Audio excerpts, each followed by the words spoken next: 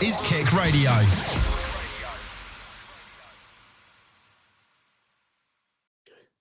Hello and welcome back to the Southbank Podcast. I'm joined by the ever-present Jacob Jones. And we are here to talk about Wolverhampton Wanderers against Chelsea on Saturday now. And Jacob, what were your immediate thoughts from this fixture? It's quite a very unenjoyable day. I think Saturday was wet, dull, and Wolves were just poor. Didn't really lay a glove on Chelsea throughout the game. I didn't think terrible decisions by Wolves, by the referee, by everyone involved. Rob Edwards. It was just a poor day at the office. I think good to see two debutants, which I'm sure we'll get on to. That's about the only positive I can take away from that game. Yeah, I have to agree with everything you said there. I wasn't the biggest fan of Jared Gillett on Saturday, and I also feel for the fans sat in the Graham Hughes stand in their ponchos. Even while we were losing up to the 90th minute, fair play if you were sat there. I actually feel like we started off the game better though. First 10 minutes, we were positive. We were trying to get at Chelsea. Probably didn't create enough in terms of big chances in the time we had the ball, and ultimately we paid the price for that. But we started on the front foot, and that was what I think the game plan was with the back four, to be on that front foot more. Obviously, the first penalty kind of disrupted that momentum. Yeah, I completely agree. I think it's after that it kind of became a snowballing effect, and our heads dropped. But just before we get on to discussing the penalty calamity, what were your initial thoughts on Angel Gomez and Adam Armstrong? I thought Angel Gomez was while a low bar in contention for our man of the match. Yeah, I would personally agree. Really shown some good on the ball attributes, even battling hard where we thought he might lack in the physicality department. Actually battling to win the ball back many times. Should have probably gone off earlier than he did, with the game being a bit of a dead rubber. Of course, hasn't played a competitive game since November, and ultimately did go down with cramp. I haven't heard any updates on it, so seems like he'll play tomorrow, hopefully. Fingers crossed. Especially with Andre being out the side, which I can only imagine is for an injury, so you need Angle in there. Adam Armstrong, I thought, put himself about well, got an assist for Tolu's goal, which I'm sure we'll get on to. With a shortage of service, did all he really could, I suppose. Really tried to... He put his body where it hurts a lot of times as well. Putting his ball in for headers when there's high foots, putting his body around, trying to tackle the keeper, even though he was penalised for it stupidly. I think Adam Armstrong isn't a player that's been brought in for this season, but he really did try to put himself about on Saturday. It looked like a player that wanted to be here. I completely agree. And I think he really came across well in all the recent club media since his signing. And I read his goodbye message to the Saints fans, and he just seemed like a very down-to-earth, humble bloke. And I think he also seemed very much like a leader behind the scenes. Now, I think that's exactly the sort of character we need for next season in mind, and let alone when, even if he fails to make the step up to the Premier League, typically, he will get you 20 or so goals in the Championship next year. And that could be crucial. To touch on him, I also really enjoyed his pressing. He was really putting Rob Sanchez under pressure at times, and he looked like he could have lost the ball with his pace. Angel Gomez, I completely agree. He shouldn't have been started. I really think he should have been brought off the bench, not only because it's Chelsea. I think he was our best player, really, on Saturday. But he hasn't played a game of football since November, and you can't hide from that fact. And when he goes off with a hamstring injury, it does make me worry, but like you say, no update. However, there was an update for Hwang, out for 3 weeks, apparently. And I'm not sure what your thoughts were on this, but I'm not too bad about it. But after loaning out Fer Lopez, really could have done with him there, I thought. Yeah, I mean, Hwang was pretty poor on Saturday, as were most of the team before he went off. Yeah. However, I will regard some sympathy for him, because while he shouldn't be starting, in my opinion, I think his performances as of late have been better as a whole, if you exclude Chelsea. I think he has been putting the effort in, and I don't agree with him getting jeered off, especially when he was injured on Saturday.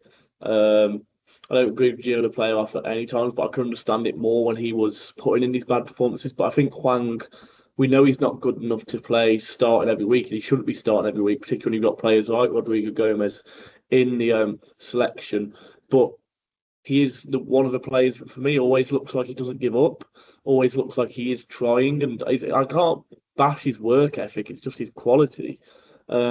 And Rob Edwards clearly likes him, so this will be a blow to Rob Edwards, I think, hearing this, but could also be a blessing in disguise. When Rodrigo Gomez came on in the second half, we looked better down that side. So if this means that he comes in to start, I think that ultimately does benefit us, particularly for a game like Forest tomorrow, where I think Rodrigo will get a bit of space on that side. So I think he'd be able to do more with than Hwang Hee-chan would. I completely agree with that. I think Hwang has tended to start games off well, but he often falls behind. I feel like his head drops a bit sometimes. I think Rodrigo on the pitch is by far the better player for the way in which we're playing recently. However, like you say, Rob clearly likes Hwang, and he seems to be a big influence in the dressing room, and I'm sure that's where it could be a blow more than anything to lose one of the leaders. But it's about time we get back to Wolves against Chelsea. We said Wolves started well. It didn't proceed to carry on that way. A calamitous first penalty given away by Matt Doherty, and João Pedro earning the first of two penalties he earned in this first half. And Jacob, your thoughts on the challenge? Personally, I just want to say I absolutely love Matt Doherty. I think he could still do a job next season. He's clearly not up to Premier League level anymore. I don't know about not being up to Premier League level. I don't think he's a Premier League right back in a back four anymore. I don't think he's got legs to do so.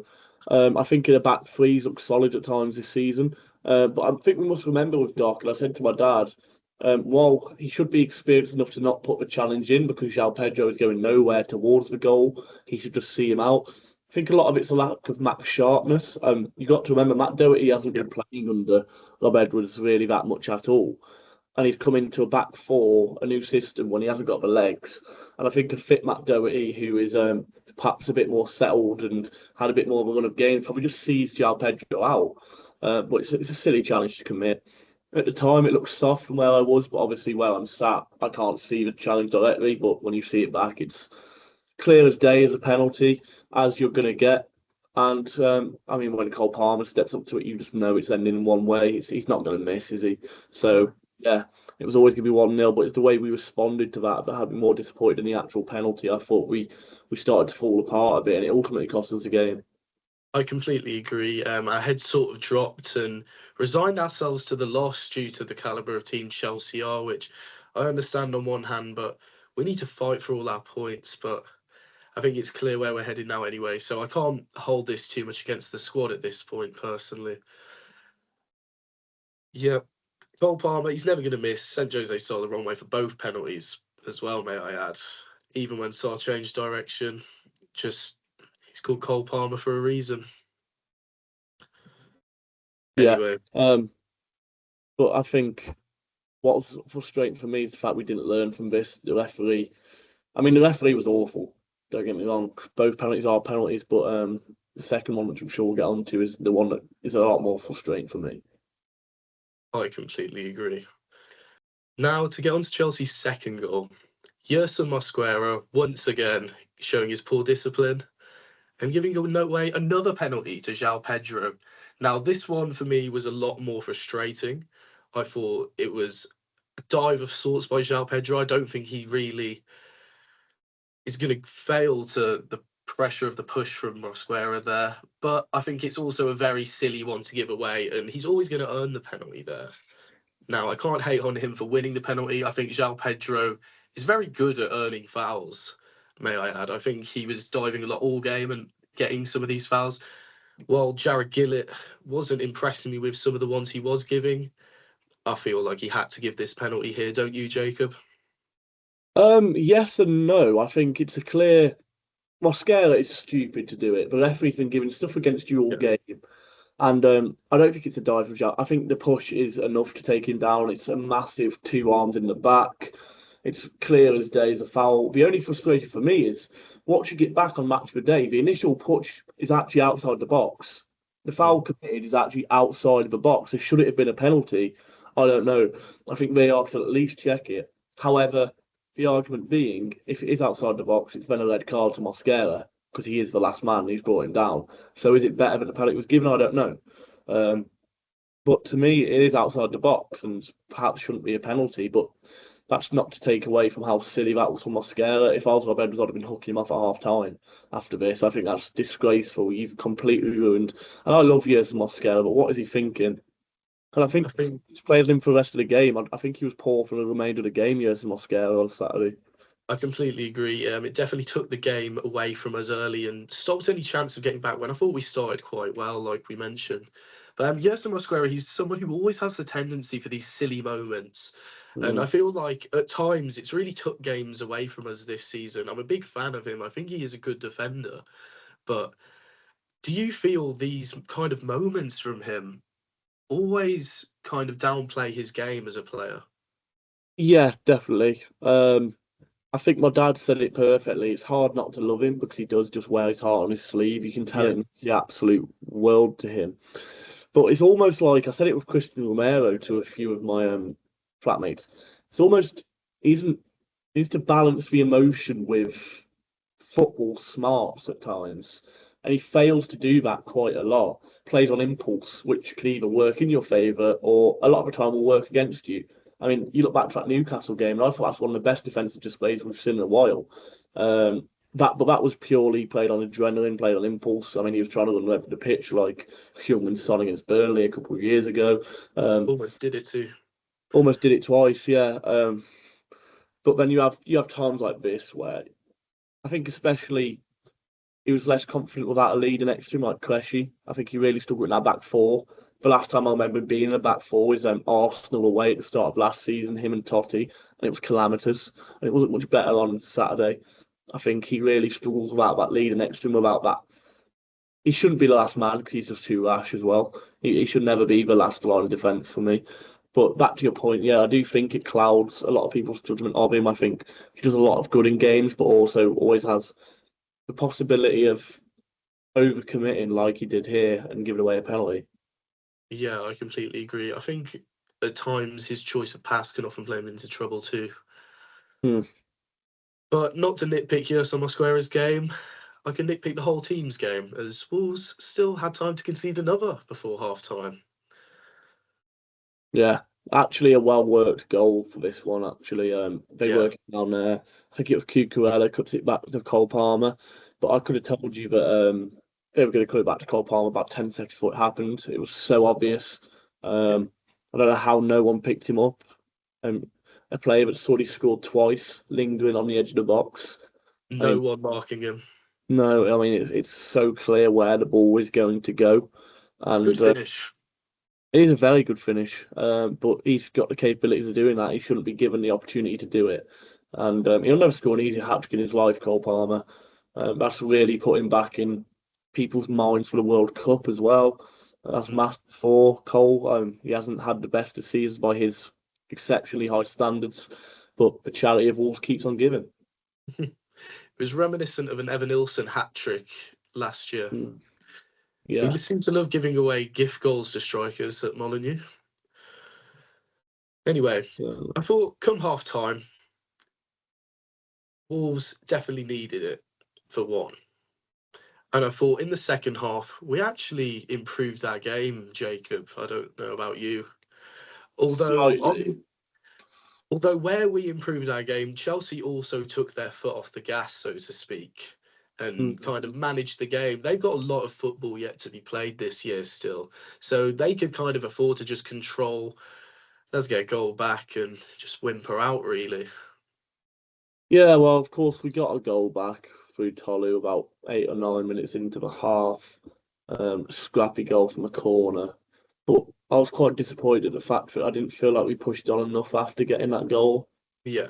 Because we had over 35 minutes of play left. If we would have got that second goal, Chelsea, for lack of a better term, would be losing their back ends if we would have got that goal. And it would have been really interesting, but I do think we sat back in our own rights in a way. I think it was a scared performance from Wolves. I think if Yeah, anyone was going to get another goal, it was them from one of our mistakes at the back where we continued to pass it to them. Neto looked destined to score, despite yeah. not had many chances that he could have put away. On another day, would have put away.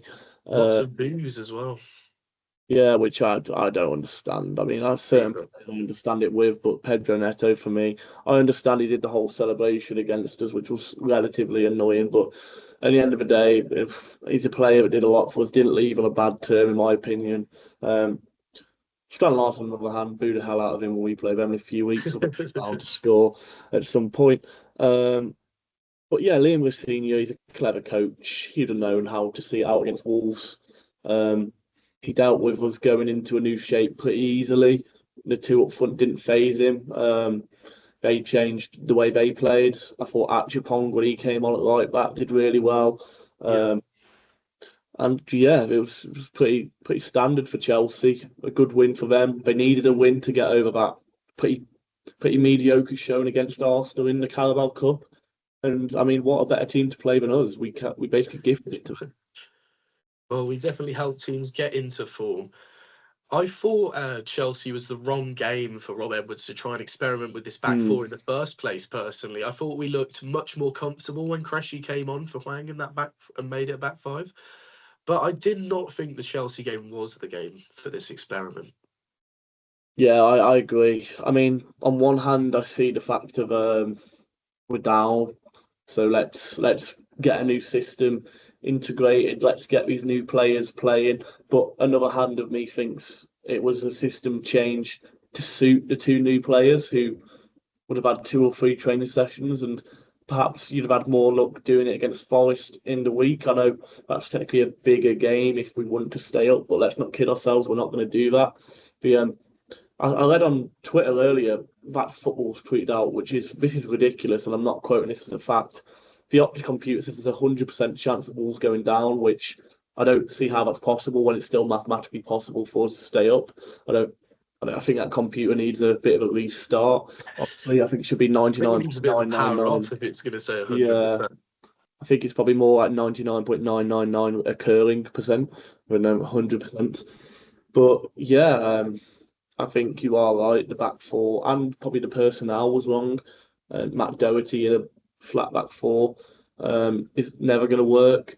I'm not saying play Rodrigo Gomez there. I'm not saying, but then it comes to a fact where you can play Jackson Chachu or Pedro Lima there. I think Jackson Chachu was probably the best bet of all of them, but he just isn't good enough for this level. But probably the back four, the only one that would be somewhat capable of playing it. Do you think any of our right backs are going to move on soon? I know there was a lot of rumoured interest in Lima. I think Pedro Lima will unfortunately move on. I would prefer it to be a loan because I think he's a player that we could use next season. I agree. And Rob Edwards does seem to like him, keeps integrating him into games, but we're clearly still looking to cash in on players, as we've seen from John Arias going out the door for a good fee, but Emmanuel Agbadou going out the door since the closure of the transfer window. But we've made good money on them, so if the money is right, I think so. I think Chachu will probably be here next year and will probably be okay at the Championship. Matt Doherty most likely will still be here. Rodrigo Gomez, perhaps hope move he's to a still more here. attacking role. Yeah, but he'll possibly be moved into a more attacking role with this new system. At least I'd hope. If we're going to play a back four, I wouldn't be playing him right back. Yeah. Well, Wolves have 2 fixtures in this upcoming week. And first, we have a trip to the City Ground tomorrow to play Nottingham Forest away. Jacob, know many people going to this one? Well, I had the chance to get a ticket and turn it down, to be honest, just because scheduling doesn't really work, and to be quite honest, I can't be bothered. But yeah, I think whilst we're down, it'll be nice to drag another team like Forest down with us. I would Mainly love that. because I don't like them. However, Same. they will be a solid outfit in the Championship next year if they do come down. So is it someone we really want in there? Speaking of Championship, quick side note: I watched Sheffield United Middlesbrough last night. I don't know if you watched it, and I thought first half Middlesbrough were fantastic, and even second half I thought, wow, Sheffield United played better football than what we played on the weekend. I know it's not against Chelsea, but I thought, wow, they're actually passing and moving the ball, and I can actually see an identity here. Whereas Mm. I don't want to say that there's been no identity under Rob Edwards because that's not true. But the last couple of weeks, it's been like we've been slipping back into old ways, like we Yeah. were under. So hopefully against Forest tomorrow, I'd like to see us go back to the back five, get Cressy back in the middle of. I know Mosquera and Santi, I suppose, because Totti's still not fit, it doesn't seem. Or maybe even start Doherty over Mosquera, because I think he probably does deserve dropping after Saturday, unfortunately. Um, and then, yeah, go with that. I'd like to see us get something. I don't think we've had a great record at the City Ground in recent years, though. Or we seem to lose in quite frustrating fashion there. Always misstand your opponents when it's a visit to the City Ground. Player Yeah. used to turn up there. Um, yeah, I don't expect us to go ahead and win. I could see us getting a draw in this fixture, to be honest. I think it always tends to be a very feisty affair between us and Forest, mainly due to he who shall not be named. But Mm. I'm more so looking forward to our fixture Sunday, previously moved from Valentine's Day to the 12:30, if I'm not mistaken. 1:30, I'm pretty sure. 1:30. Close enough, but FA Cup action, and Wolves will be playing the Fish, Grimsby. Yeah, I mean, in a season that's the Premier League is so dull, why not focus on getting a good cup run? Give us a day out of Wembley or something. Grimsby, of course, famously beat Man United earlier in the year. They'll be dead up for it, but it'll be a sellout for them. Yeah. And it's a banana skin. It's not a game. It's not going to be a nice game. I can tell you that. It will be a scrappy, horrible game. They will make a scrappy, horrible game, but it's a good tie. It's a fun tie that we'll look forward to watching. Hopefully, we're not playing them in the league too soon because it seems like we're going in that direction at some weeks. But yeah, I look forward to it. It'll be a nice break from the league, and hopefully, we're in the hat for the fifth round draw come Monday night. And then you're one step closer to Wembley, aren't you? So yeah, looking forward to that. A Wembley trip would make this season feel a lot better, although I feel like it'd be more Wembley heartbreak as we would probably continue that trend too. Mm. Yeah, I think this game potentially could give us a bit of momentum to take into the league, bit of confidence, hopefully. Although that's exactly what we were saying against Shrewsbury. I think just the nice, almost holiday feeling of a cup run is very much needed this season, aside from the Mm. things you've mentioned. Jacob, tomorrow, aside from he who shall not be named, Elliot Anderson, what Oh, a it's player. fantastic. I think he is personally their biggest threat tomorrow. Do you have any players you think we should be looking out for? Um, I like Amari Hutchinson when he comes off the bench. I Hasn't thought he looked good against us in the reverse fixture. hasn't set the world alight for Forest, I suppose, but always a dangerous footballer. This Matt Luca came on against Leeds and scored. Perhaps Mm, he could be dangerous, but if Forest turn up like they played against Leeds, we have got every chance because they looked as bad as us, if not worse, in times in that yeah, game. They were absolutely abysmal. I think Sangale has got blows hot and cold. I think he's got potential to do something. Of course, the two centre backs, while they haven't been as good as they were Murillo and last year, Milinkovic. So Murillo and good. Milinkovic, while they haven't been as good as they were last year, they're still two quality defenders. And of course, they made a great signing in Stefan Ortega for just 500k. I thought Um, that was a bargain. We should have looked at a yeah, player like that if he was available for so cheap. 100%. 100%. So on paper, they've got a good squad, Forest, a lot better than ours, but they just haven't been performing this year. I know Sean Dyche, funnily enough, under little whispers of pressure now, and that'll be their third manager they sacked this year if that's happened. So if we can add to that, I think a loss against Wolves just wouldn't help his case at all. Yeah, I would definitely like to drag Forest down with us if possible. But who would you rather be against in the promotion race next year between Forest and West Ham? Personally, I was having thoughts of if West Ham were to say go down, would they be able to sell out their stadium every week? And would No. their players all have sufficient relegation wage drops compared to Forest maybe? Or would either club? I think Forest have the advantage of being in the Championship recently, if that makes sense. Yeah, I completely agree. With West Ham, it would be a bit similar to when we went down to League One, where you become everyone's cup final. That massive stadium, quite a infamous team, West Ham. Teams naturally turn up more, like you say, if you're playing in front of a half-empty London stadium. For the West Ham players, it's not as get in your face. Whereas I think Forest perhaps are stronger, but I think both cases will be a strong competition. And I think the Championship will be a strong competition next year. I think Wrexham, if they don't go up this year, will just become stronger. Birmingham will be stronger next year. It won't be an easy league to get out of, regardless of whether West Ham or Nottingham Forest go down. I completely agree. I think we'll do well to build a squad to get out of it in one go, even though foes didn't say that's the plan. Could I get score predictions for both of these fixtures coming up? Yeah, tomorrow I'm going to go for 1-1. I think Mateus Marner gets himself back on the score sheet. I would love to see it. For Sunday, I don't think we'll keep a clean sheet. I think we'll win 2-1. I think it'll be a very tight game. I can imagine so. I think they'll make it very hostile and scrappy, like you did mention. I'm going to also... I was going to give those exact predictions, but I'm going to be pessimistic for a change. Shock. And I'm going to say 2-1 to Nottingham Forest tomorrow. I feel like that makes something off a set piece. I hate to say it.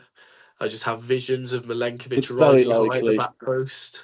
Very likely, unfortunately.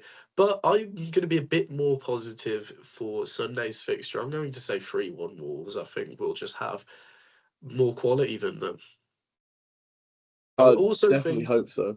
I also think Adam Armstrong will score against Forest tomorrow. I just have a feeling. I would be very happy if that is the case. Me too. But on that note, well, hopefully we don't lose. Hopefully I'm jinxing it by presuming it will happen. A positive jinx, yeah. That's what one can hope for. Anyways, that is all from me. Do you have anything to add, Jacob? Keep posting on all our socials. Keep looking out. TikTok, Instagram, Twitter, or X now. Stay safe. And we'll be back next week with a bit of a double header from 2 games. So that's exciting. Up the Wolves. Just imagine, Jacob, 2 wins for Wolves. Yeah, it's not going to happen. Yeah, it's not. Anyway, we'll see you next week after we get dumped out by Grimsby on a cold Sunday FA Cup fixture. And it's goodbye from me and goodbye from Jacob. Happy Valentine's Day to all who celebrate. And happy Valentine's Day to all who celebrate. Thank you and goodbye. Goodbye.